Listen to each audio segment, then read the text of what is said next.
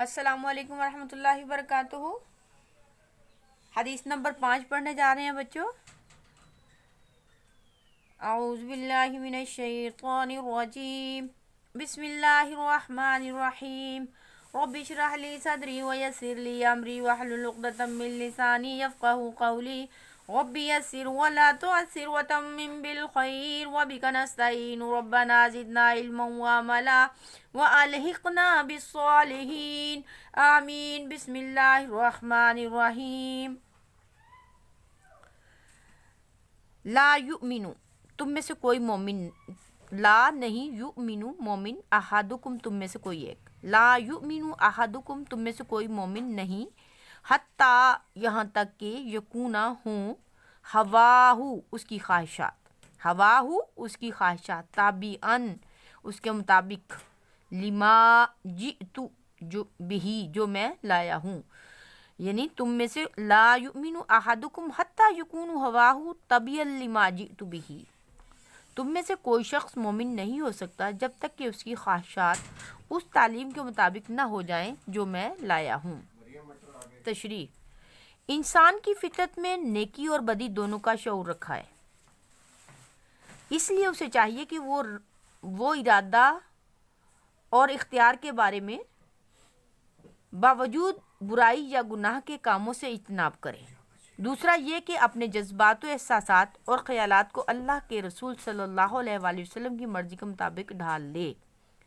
حدیث شریف میں آیا ہے کہ اگر کوئی شخص ایسا نہیں کرتا تو گویا وہ ایمان کی لذت سے ناواقف ہے۔ ایمان کی لذت سے کون شخص ناواقف ہے؟ ایمان کی لذت سے کون محروم لوگ ہیں؟ جو آپ صلی اللہ علیہ وآلہ وسلم کی حدیث کے مطابق اپنی خواہشات اس تعلیم کے مطابق نہیں ڈھال لیتے جو رسول اللہ صلی اللہ علیہ وسلم نے